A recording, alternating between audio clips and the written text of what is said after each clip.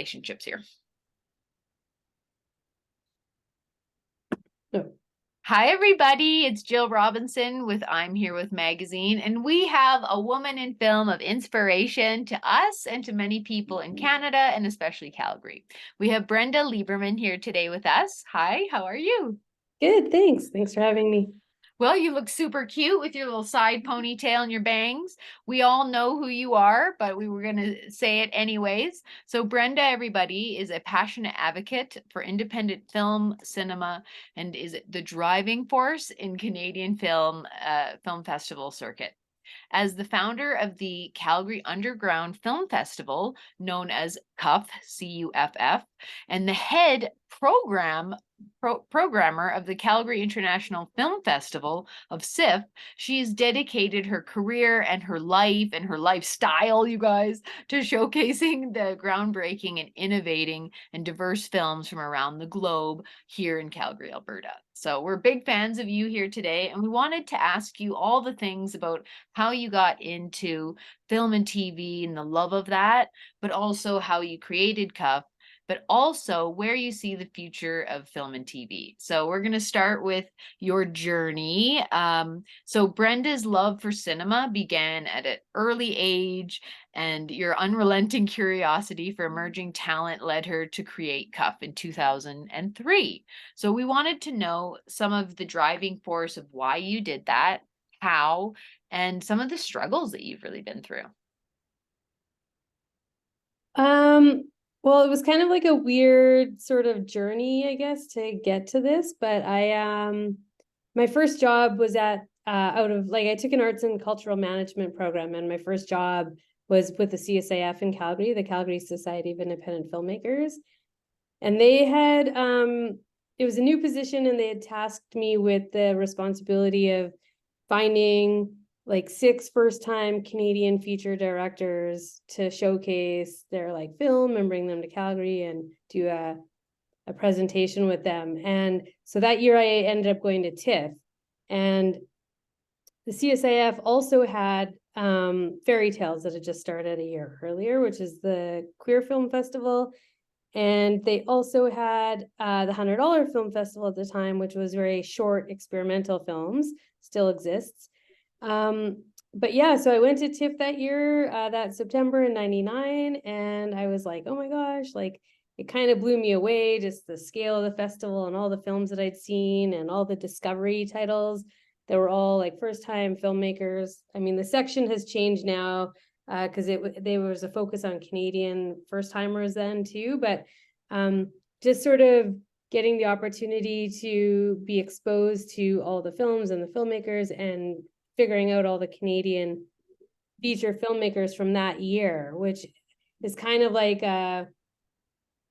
although now I've got more of a history of film, I would say that like a lot of my starting points was from like 99 to now.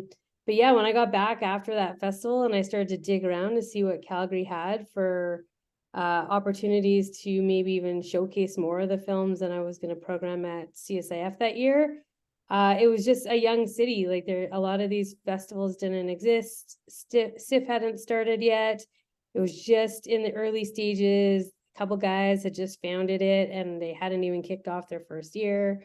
There was just not like, I mean, it's a young city, so there wasn't a lot of what I just, I guess, experienced in Toronto that year. And so it was a really good time to get excited and invigorated to try and create something here, because it was also like a pivotal point when I noticed a bunch of people were trying to decide if they should stay in Calgary or move, or where they should go and develop or find more arts and culture or be more involved in the arts.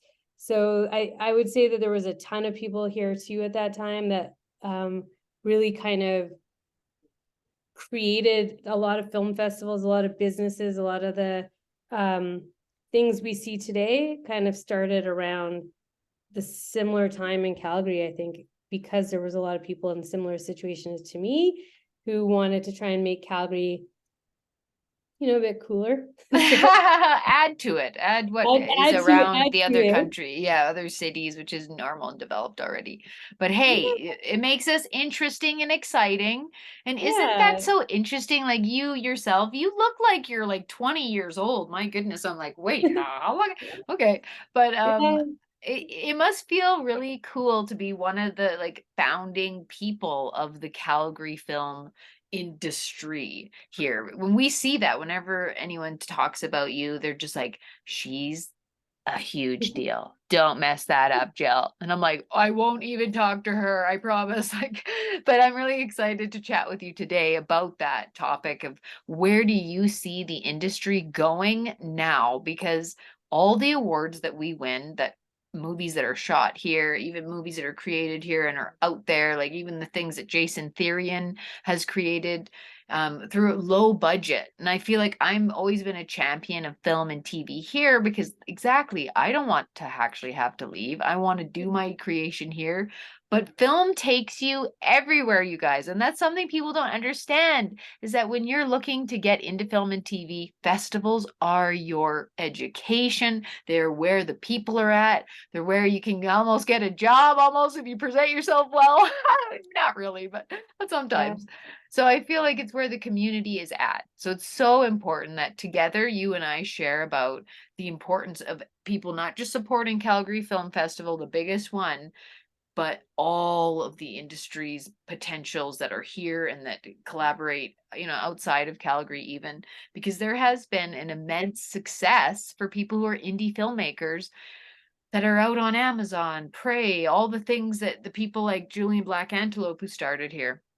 So Hmm. that's the inspiration today is to talk about how do you facilitate and do that. So one of the things you do, right, creating CUFF for people who are just starting or new or have zero budget in a sense, just their passion. What's some advice for people to like get involved and become filmmakers? It's time, experience, all the things. But what would you say from your angle?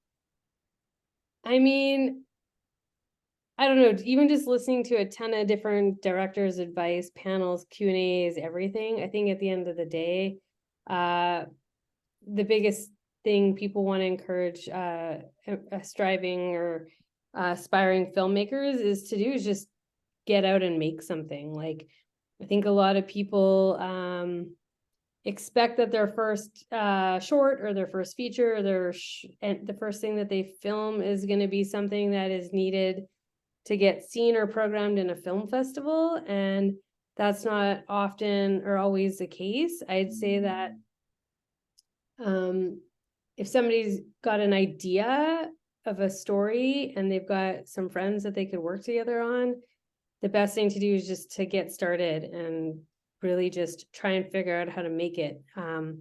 With whatever, but just How lots of Spielberg did. Yeah, yeah, you exactly. just got to get out and try and make something, because it's kind of like, some people go to school and other people are self-taught, but the whole experience is in doing.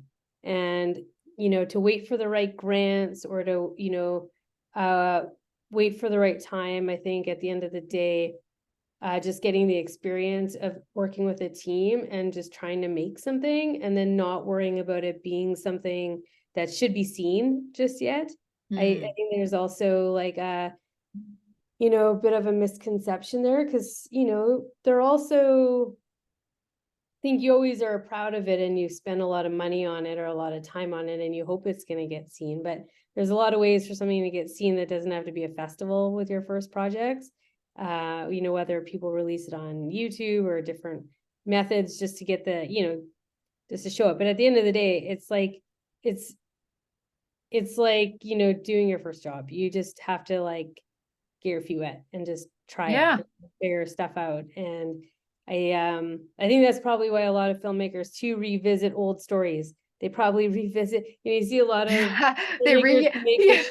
they make a short or they make something more than once, and you're just like, why is that so popular? But I think it's because they had an idea, they really liked the idea, but they needed more experience to Make it do, quality, yeah. But yeah, that's okay. That's guys, that's what Brenda is saying. Somebody who runs these and chooses the movies and helps people get there. She's even saying to you that guys just start. Because a lot of people ask me this question, how do I start in film? I'd love to do that. So guys, Brenda Lieberman says just do it and get your community to people who support you to do it and try it and it will grow through the experience. That's a good, very realistic thing you just said, that instead of well, saying don't do it because you don't have what you need, do something and it will start that action of being that artist. So that's wonderful. So we will ask you. Oh, a lot of these jobs too, like whether it's on film or making and creating something or even like working in it, they're not, a lot of these aren't paid, like it took me a zillion years to get paid to do any of this stuff with the festivals. Like mhm. so many of these hobbies that turn into Passion you careers. know, Yeah. yeah, exactly. They just start with everyone doing it as like for the love of it as a side project, right? So yeah. Well, you started that way, and look where you are now. You're one of the most powerful people in Calgary, and you're a female in film, which is not Oh, heard of with what your position is. So it's very unique with what you've created, and we're very huge fans of you. But we wanted to ask you, because we don't have so much time. She's a very busy woman today, guys, but we will have Brenda back on, don't you worry, to talk all about the Calgary Film Festival, and that's heading up. Because submissions are coming up for that, and people need to prepare and start shooting, guys. Make sure you're ready. But we wanted to know how CUFF went. You had some huge people at CUFF. That sparked our interest like big time. When we saw that Raven Banner was there, who we're interviewing and supporting as well. Whoop, whoop. We saw them. We saw so many huge people on your panel. That was a big thing for Calgary to bring all those people, especially like the biggest Sam Raimi was in town from the Comic Expo. There's some huge people in our city not just long ago. How did Cuff go for you this year?